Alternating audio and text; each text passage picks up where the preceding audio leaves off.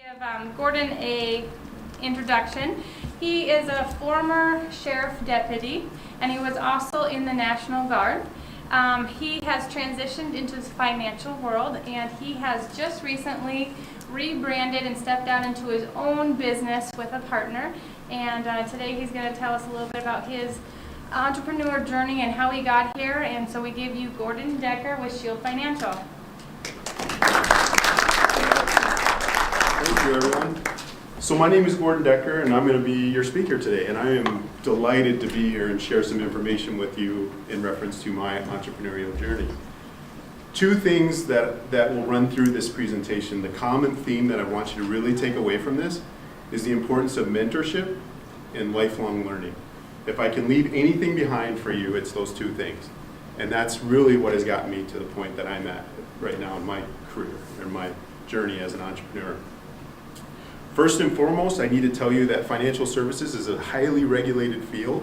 So this is strictly my opinion. This is not a presentation on how to do it or what to do. This is simply me telling you my entrepreneurial journey. All right? Please take nothing I give you as actual advice or telling you what you should do. This is just my story and how I've gotten to the point that I am at right now. So to start, and I won't talk a lot about my background, but I'll kind of just lay a foundation for you. I was adopted at birth by an Air Force family. So I grew up in the Air Force. And that was really cool in my early years because we did 4 years in Germany. In fact, I went to actual kindergarten in a German public school, spoke German all day. It was an amazing experience. Then we went to Washington State for 2 years, and that was cool. It's right outside of Seattle, Tacoma, Washington, loved it. And then my dad got stationed in Grand Forks, North Dakota, from the 3rd grade on. Grand Forks, North Dakota. 3rd grade to 8th grade was actually on the base. 8th grade to graduation was off base, just out in a small town outside there.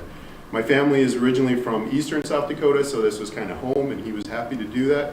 And I make light of it, but growing up in Grand Forks wasn't so bad, other than the cold weather, which obviously is totally different than what we experience here. As I grew up, and part of my entrepreneurial journey is I grew up in a very stable, very secure, my dad did 28 years in the Air Force. And so when my dad was raising me, he was like, get a job, build a career, take care of your family, be a good person in your community. That's really the foundation that I had.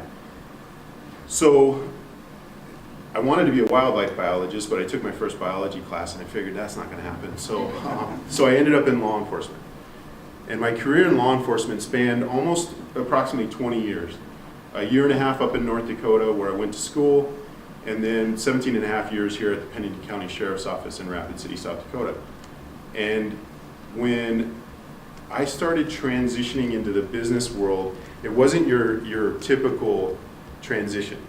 Again, another common theme is to prepare, to be prepared for what you might do in the future. All right, that's a really important one, is to think about what you're doing today and how it might affect you in the future. For instance, I'm a career law enforcement officer. I start a master's degree. I finished school. I'll back up just a second and tell you that I was not your typical college student. I did 1 year at the University of Idaho, didn't like it, came back, went 1 year at North Dakota State, didn't like it, joined the military, joined the North Dakota National Guard and went to training. Came home, decided I needed a career, wanted to be in law enforcement, went to UND Lake Region for half a year to be police certified. So now I've got 2.5 years of college that didn't really amount to anything, but I had a career and I was in law enforcement. I took a job here in Pennington County and I loved it. It was a great experience. I loved serving the community in that capacity. I go non-traditional and I finished my bachelor's degree through National American University in Business. Applied Management is what's called. So it gave me a little bit of a background in business. I started a master's degree. I started until I was deployed to Iraq. I was called up for active duty service to go to Iraq twice. One time Turkey wouldn't let us in for that first wave, so I was sent home. And 6 months later I got called up with another unit and actually went to Iraq. So that kind of stopped my education at that point. You come back, I started a family, I married my wife. Later on, I went back to school for my master's degree again. So in 2012, I started a master's degree in administration with an emphasis in organizational leadership. And my only intention in that was to prepare myself for higher promotion in my current job. And I'll tell you this, I remember specifically joking with people that I would never be in business where I didn't have a guaranteed salary, paid time off, and a full benefits package. I never would have thought I'd be where I'm at right now, okay? I used to joke about it. But the reality is that things change in your life. So I started that master's degree in 2012, and then in 2013 I was invited on a mission trip, a Christian mission trip to Nicaragua.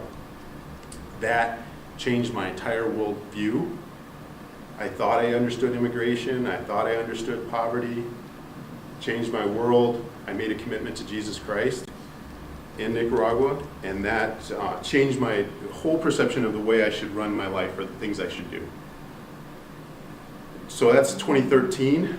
By the end of 2013, and here's the crazy thing, I was 8 years away from a full retirement in the sheriff's office. I used to joke, I'm going to do amazing things in the business world in 8 years. Didn't happen. I left early, retired early, still retirement, still have a little bit of a retirement that I live off of. But the reality is that I had the opportunity to take a job in what was called a remote product manager for a technology company out of Raleigh, North Carolina. So I was a subject matter expert for corrections and law enforcement. And so they needed someone like me that kind of understood the field, to kind of translate to the business. And so the great thing about that was it was an 18-month assignment that just showed me a lot of material, a lot of education. We were under venture capital. You heard that mentioned in the financial services panel. We talked about venture capital. I worked for a company that was under venture capital. I know what that looks like, and it's very dynamic. And that's just another funding source, okay?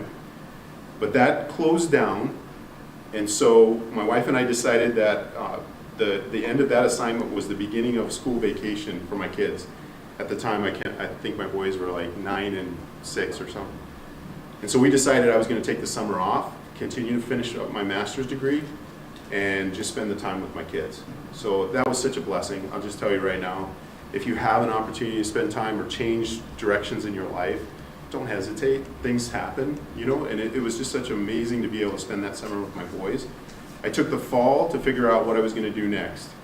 I was recruited into financial services by another firm than the one that I actually chose. I never even thought about financial services. But somebody said, hey, do you want to try it? And I said, well, I'll look at it. And then I started looking around, and I chose Thrive in Financial. That's where I got my foot in the door in financial services. And so I came in through Thrive in Financial. You're sponsored, you're test, you do all your regulatory requirements, and then you go on the field and start working.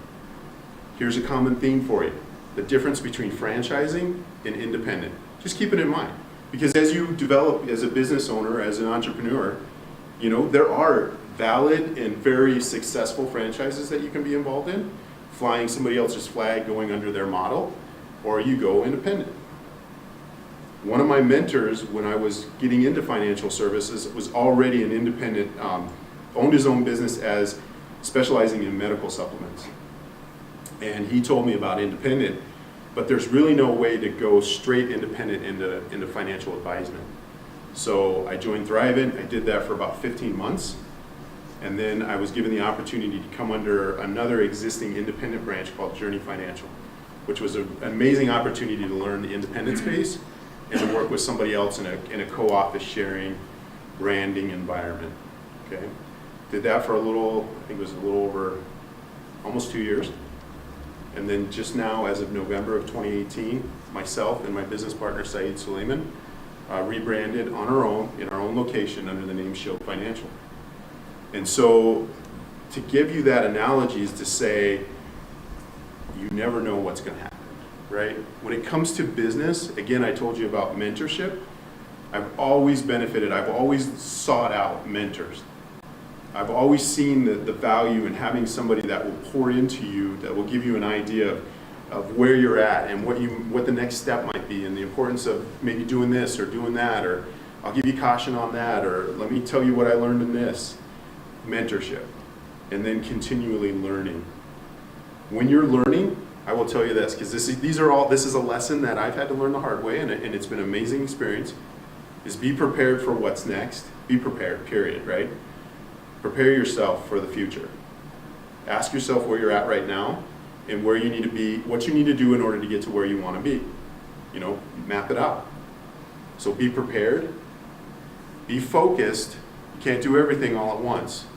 You might have a lot of great ideas, you might have a lot of things that you want to be involved in, but you have to be focused when you're a business owner.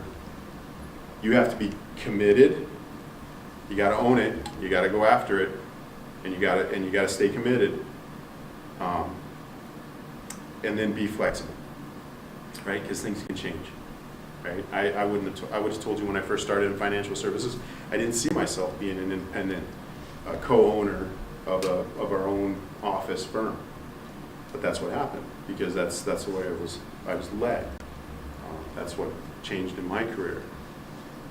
So with that said, I'm trying to think, anybody a fan of Shark Tank? Let's get the participation going. Who watches Shark Tank?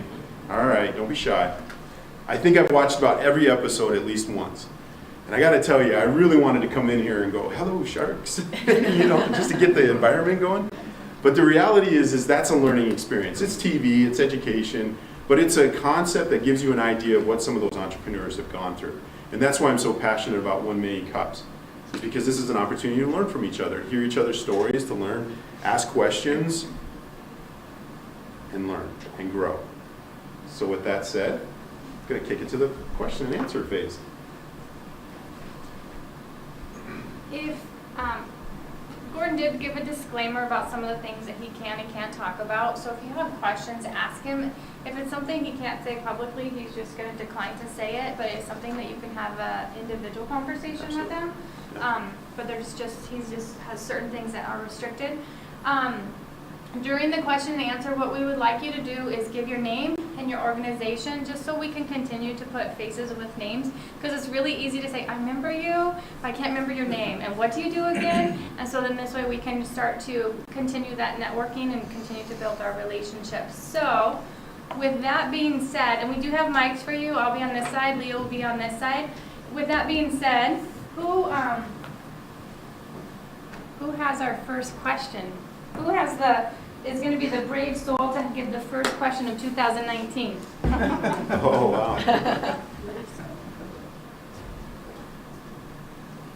J.D. Henderson with Wrangle Construction Company. You said you had some experience with Thrivent, and that's fraternal. So have you expanded your licensing now beyond the fraternal style licensing and gotten into more stock market and things with your current business? That's question one. And question two is, since you're starting off on a new entrepreneurial venture, how are you branding? How are you marketing and getting the word out there, in a competitive field in this community? Yeah, great questions. Thank you for asking them. So you start, everything you do is based on your experiences and your knowledge up to that point. I would tell you that, who we are and what we do is based on what's important to us and what we've learned to this point. So absolutely, I learned under a fraternal model, and I'm very aware of that. Thrivent doesn't own the fraternal model, though. That's just a way of doing the work. Okay, so to ask about licensing, I'm licensed at the same level that I was there, but I am expanding into other concepts or other abilities to do other things. I am working on my what's called the Certified Financial Planner, the CFP, so that I'm in the middle of that right now. But I'm, again, being a lifelong learner, let me give you an analogy. Thank you for asking this question, but I had a high school teacher that just resonates with me all the time, and his name was Vince Ames. He was my high school wrestling coach in Grand Forks, North Dakota, and he taught field biology. And he said, like trees add rings, right? You can cut a tree sideways and you can tell how old that tree's been. And you can see the experiences that tree went through, right? Where they may have experienced a fire or a drought or an infestation or whatever. You can see a lot of that life in that tree by the rings. And he said, if you're on this earth, you better be adding rings. You better be learning and growing, or you're not doing anybody any favors. So I'm a huge advocate of continuing to always grow in that. So along, what do I do in branding? But you learn as you go with that too. There's only certain things you can do at certain times. I don't have an unlimited marketing budget, so I have to take steps.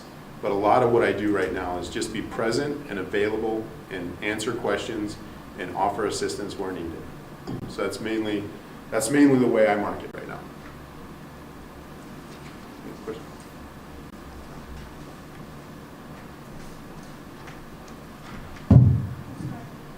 Tony Stevens with South Dakota State University. You talked about your passion. How does your passion drive you? Because I think that's one of the things I try to instill in my students is finding your passion and making it work for you. How do you use that passion? You bet. That's an awesome question.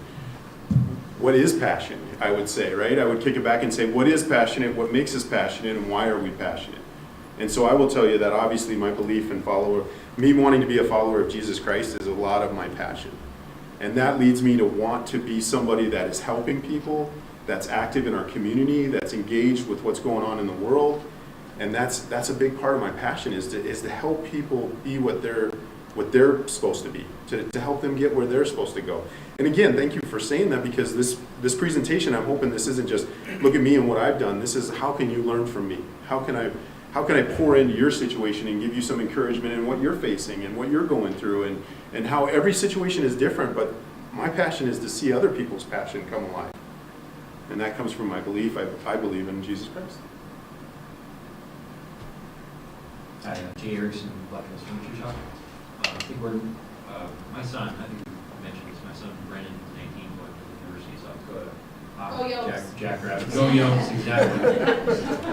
but he's going, he's just major now, and financial planning is what that's actually what he's planning to be involved in when he gets out. What advice would you have for someone who's actually planning their path towards this financial planning or the financial services field? Absolutely, that's great. There's a concept that I suffer from sometimes, and you may resonate with it. Sometimes we can be paralyzed by overanalysis, or analysis paralysis, or paralysis by analysis. But sometimes it's learning, absolutely learning, getting in the studies, learning from other people's examples, seeing what other people have done, and then sometimes it's just simply doing. The financial services panel we had a few weeks ago, Darren Haar said sometimes you just need to start experimenting. Sometimes you need to start taking internships, sometimes you need to start taking low-level jobs to just get your foot in the industry or to learn from people. Sometimes you need to just go simply and ask somebody if they'd be willing to give you some information, which I know from my heart I would never turn anybody down if they asked me a question. Right? I think it's important for us to share what we've learned and to grow with it, but sometimes it's just simply doing too, just getting out there and experiencing it. And when you say financial services, that's a big field, reality-wise, everybody. That's a big field in what you specialize in or what you do. So sometimes you need to get in it and get experiencing it, and then decide whether or not that's where you need to be or whether you're going to transition into something else. So, does that answer your question? Yes. Thank you. Can I just jump off of what Braun just said? Also, financial advisor, financial services. So for your son, it's like if your son or daughter says, I want to be a doctor. What kind of doctor? Okay. So he says that's a very big field, and I don't know a lot of people that know right away that they want to be in the financial services. Like Gordon, I came from a different background, so I think it's wonderful that he's identified there is a need for people like us to be in that industry. And if he knows why he wants to do that, why he wants to help people in financial services, it's a lot like, I want to be a doctor. Well, great. Do you want to be a podiatrist? Do you want to be internal medicine? Do you want to be a pediatrician? So many different avenues, and maintaining that broad scope, and like Gordon said, looking at some different unique areas is really going to provide value to him. We've been trying to get him to go, my sister's actually with the Jones too, Chris Bubbles, and that's his aunt, so we should hang out there. Absolutely. Would you recommend that? Yes. Just kind of see what it's all about? Because it is a lot of, I think the service industry has changed a lot. Gordon would probably agree. Went from this traditional stockbroker, Wall Street person to someone now who is very service oriented, and the fiduciary responsibility that we're under means that we should be acting in our client's best interests. And if you know who your ideal client is for any business owner, who's your ideal client? Who is the person that you want to serve and help? It will definitely enlighten him. Do I want to be in a more dynamic environment of selling stocks and bonds, or do I want to work with a person, partner with them, find out what's most important, and develop that relationship? There's really, two very different avenues of approach. Sorry, I didn't mean to steal your thunder, but you were just so answering that question so great. Sorry. Yeah, thank you. Thank you. All right, Gordon, I have a question for you. Melanie Torno with Torno Mediation Mental Health Services. So you're talking a little bit about financial services. Can you tell us a little bit about what financial services you can provide? And do you have a specific niche or a group of people that you're very passionate about, that you have extra skills in or more passion or drive to work with that group? Absolutely, great question, thank you. As it shows on my business card, I specialize in investments, planning, and insurance. And so when we specialize in those areas, what we're essentially doing too is we're saying that we're as comprehensive as you need us to be, right? You can't be a jack of all trades, you can't do everything for everybody, but in the independent space, I have the ability to kind of focus on what I do and how I do it. And one of the areas that I'm very passionate about is small business ownership, especially because of what I've experienced in my own walk, is that starting a business is a challenge.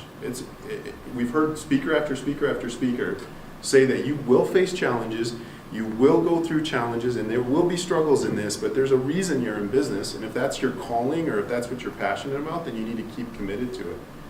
And so you just learn as you go, but helping people kind of make those transitions. And one of the things I was thinking about too is how many people are out there that have been reluctant or unaware entrepreneurs because things have changed in their own situation, right? How many people in today's world are getting laid off from jobs that they thought they'd have their entire career, right? I'm going to retire from this job. And all of a sudden you're downsized. Now you're going to have to come up with something different. You're going to have to be ready for doing something different. You know, so I just encourage people to be ready for that. Absolutely. I have a question, Gordon. I'm Leah Braun with Nsight Partners. My question is kind of two sides of the same coin. Number one, what's one of the most prevalent mistakes you see people make financially? And then the flip side of that is, if you were to tell somebody, here's a good place to start to get on track financially, what would that something be? Sure, that's great questions. Most common mistake I would say is just not being prepared for the future. I would say the big umbrella is not being prepared for the future. Whether that's an over-reliance on debt or an unawareness of what you're spending money on, or not understanding what it would take to start a business, not having enough set aside, or not being prepared well enough for the business or your future. One of the things that I've always heard people say is, how much is enough? Will I ever have enough? And will it always be enough? Those are concepts that are really vague, and every individual is different in how they address that. But that's the common mistake along those lines, is thinking that I can't do anything different. Because the reality is as soon as you make up your mind to do something and you apply it, then you can change. And so that's a big one. And then what was the second question, Leah? I'm sorry. Where would you advise somebody to start if they come to you and say, my finances are a mess, I don't know what to do, should I focus on retirement, should I focus on this or that? Where do you advise someone to start? Great question. So ideally where you start is where you have to figure out where you're at. I gave a TED Talk this last year in Rapid City, and I was talking about the importance of planning and evaluation for nonprofits. And so when you're planning, it's like a map. You have to identify where you're at on the map. If you're going, I'm going to go to Sioux Falls, but you have no idea where you're at, how would you ever get there? So you first have to identify where you're at, then where you want to be or what you want to do and why you want to do that. I'm a huge advocate of the why too. Why do we do things? Why are we doing this? Why do I believe this? Why? You can dig into that as many ways as you want, but if you know your why and you know why you want to make changes, then it'll make a difference in you going forward. So identify where you're at, why you're going to go somewhere different, and where you're going, and then start implementing, start taking steps, start doing start somewhere, right? If it's $25 in a savings account, even if it's $25 in your own checking account designated for the future, start somewhere. That's the biggest thing I see. Other questions? Hi, Gordon. Marie Strang, Edward Jones. Can you talk a little bit about, so you've made some very large career jumps, from the sheriff's department to the private sector and then to financial services and then to rebrandings. Mm-hmm. Can you just real briefly talk about the biggest fear that you had in each of those and the biggest reward from making each of those transitions? Oh, thank you. That's an amazing conversation. I will tell you right now that first and foremost, when you identify big changes in your life, And some people, I think here's the reality. What's important to you is what's important to you, and follow that through. But I hear people will ask me, won't people perceive you as kind of, when I left law enforcement, went to private company, and then went into financial services, it seems like, where are you going? What are you doing, right? And it's a journey, it's a path, right? And in today's world, where you want to be is what matters, not what other people think you need to be or where they want you to be. So if somebody says, you can't leave that job, look at that great job you have, you can't leave that, but if you feel like you're supposed to do something different and you want to do something different, then go after it, right? That's the thing. So when you make these jumps, make them for the right reasons, be ready for them. The biggest fear is, are people not going to understand why you're making the jump? And then the biggest success is to know that you're following your passion and that you're following through with what you believe you're called to do, and what you feel you can create energy and effectiveness in our community, right? The part that you want to play in your community. If you're going that direction, that's an important thing, is for us to continue to develop and do what we're called to do. So thank you. But it is a big jump. Don't get me wrong. Anytime you take a jump in the business environment, it's going to be a challenge. I work with a lot of small business owners, and we talk about the challenge of making those jumps, and it is a big jump. And then scaling, right? That's the next big jump. Like, now you're in the business, now you have a successful business. How big are you going to get? How big do you want to be? How many employees are you going to have? And then what's your exit plan? We all have to have an exit plan on our businesses, right? You're not going to do it forever. We're going to leave this earth at some point. So how are we going to leave this business? Who are we going to leave it to? How are we going to leave it to them? All those things. But don't get overwhelmed by it. You start somewhere, and then you start working through those as you go through your timeline of your business. Other questions? I have another question for you. So if you were in a small business, and you said that's one of your specialties or passions, if you are a small business owner and you would like to expand, what are some of the things that you can do to help them to be able to expand their business or grow their business or hire employees, things like that? What are some things that you can do for them? Absolutely. So I'll give you a simple, so look at organizational development takes many different forms, and how you scale your business or how you structure it depends on what kind of business you're in, what your priorities are, how you want to do it. There's all kinds of ways to do it. There's all kinds of models out there.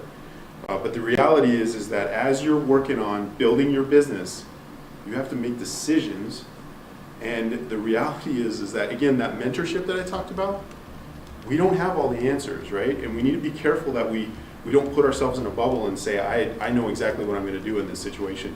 So a lot of times what I tell people is, if a big business has a CFO, Chief Financial Officer, right? A small business can't afford a CFO.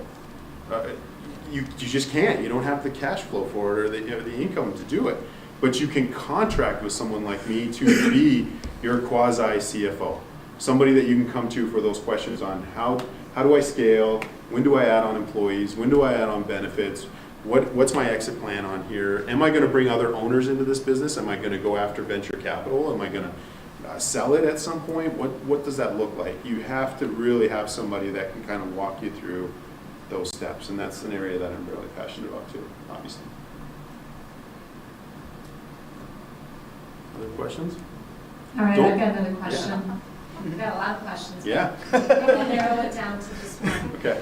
So what would be an advantage or disadvantage of going with an independent model versus, since we have Marie in the room, so she's got a franchise model, Yep. how would you help somebody choose advantage, disadvantage of both kinds of models? I'm going to say first and foremost, it comes down to the relationship. It really is. It's the individual advisor too. I'm very comfortable with the fact that there are a lot of people in the financial space, and there's those that are franchised and there's those that are independent.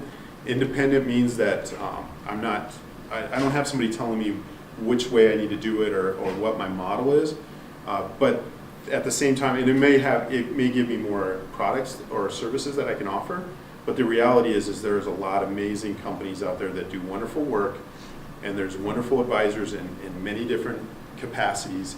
You have to find the person that you feel most comfortable with, that you trust, and that can help you walk through your situation. So Not knowing everybody's model, just do the research, look into it and decide what kind of model you're looking for and what fits and just build that relationship.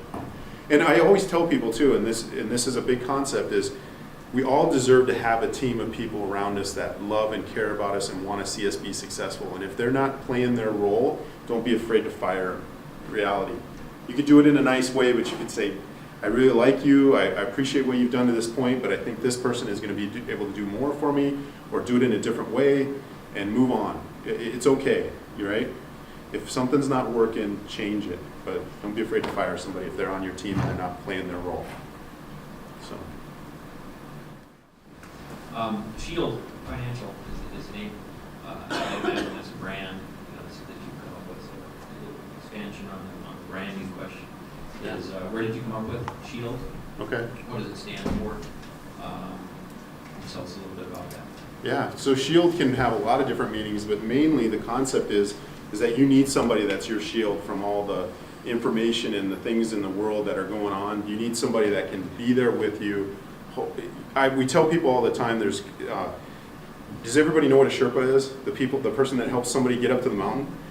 When somebody gets up the mountain, they don't go, so-and-so Sherpa got him there. But really, if you didn't have a good Sherpa, you're not going to get there, right? So a Sherpa helps you understand how fast to go up the mountain, maybe we should stop, maybe we should do this.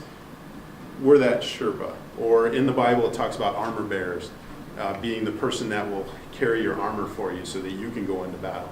Those are concepts where it's not about us, it's not about Shield Financial, it's about what we can do to help you get where you want to get. So it's our role that we play. So it's sort of a protection. Absolutely. Absolutely. Mike Dupre, Bernard School Works.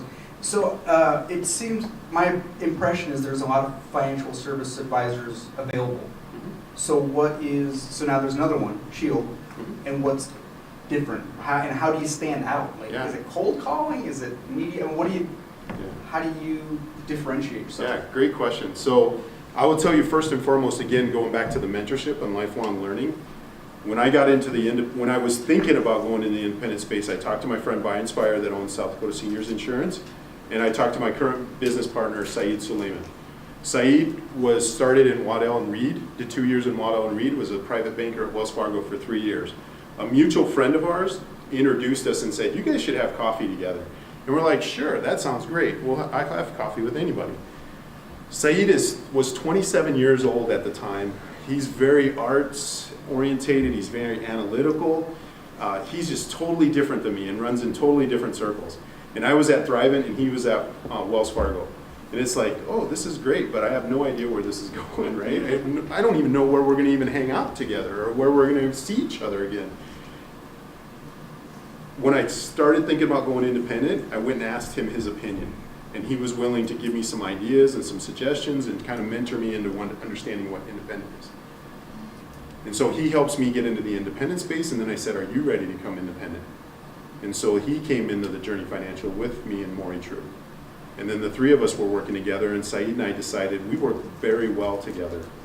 So the two of us together, because financial services, a lot of times you don't get two people working together on cases. You just don't. It's usually an independent advisor model. But me and Saeed are 50-50 co-owners in Shield Financial, and we work together whenever it makes sense to. In fact, we prefer to, because then you have two people sharing ideas from two different perspectives, two different ideas, two different backgrounds, and hopefully that's in order to give you the best answer. So to answer the question, you have to differentiate yourself, absolutely. And that comes from a one-on-one conversation with somebody to tell them what you can or cannot do for them. And then they get to make the choice on whether they want to work with you or not. But it's a very busy world, but I also tell you this too. When it comes to business, never doubt the green space, okay?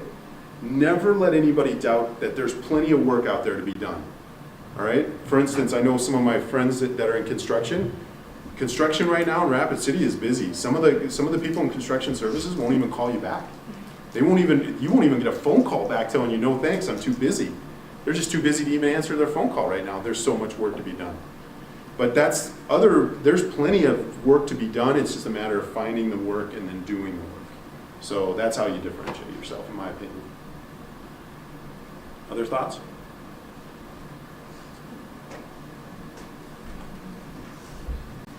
Do y'all actually go into a J.D. Henderson with Wrangler Construction, do y'all actually go into a household or a business together? Or does one of you go representing the organization and then the other one's there for backup as you're analyzing their plan or their overview? We prefer to go together whenever possible. If any client says, I would rather work with you, Gordon, or you, Saeed, that's their choice. If they say, I only want to work with you, or I only want to work with you, that's their choice too. But we prefer to work together because it creates synergy and it creates a learning environment, and we're growing together. We're putting two perspectives on it, like I said. So, but if a client says just one, that's fine, that's their choice. But we prefer to work together. So, and that is a differentiator, right? Because that's a different model than what I've seen to this point. But we prefer that too. And honestly, business is tough, right? We talked about that. And when you have a partner, and don't get me wrong, I've heard plenty of people say the only ship that doesn't sail is a partnership. I don't know if you've ever heard that, but it's tough. Don't get me wrong, partnerships are tough.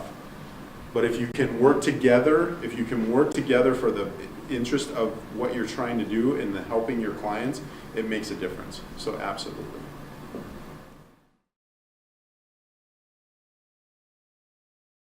Absolutely. So I'm going to put it onto our community because to me, I'm a collaborator. I believe in the importance of working together and mentorship, like I told you. So I'm going to ask, my big ask is to see how we can get more people involved. There are so many people that need mentorship or need somebody to help them in their business. And there's so many people that have the capacity to do it, but don't know where they would get involved. So there's so many organizations, and Million Cups being one of them, that we can be there for each other. We can get involved. We can look for what's going on in our community. We can come together for a common cause or to help somebody else in their journey. So my big ask is to either A, get involved at a higher level than you already are, or encourage somebody else to get involved. That's really my ask. So thank you for being here today. All right, well, let's give it up for Gordon.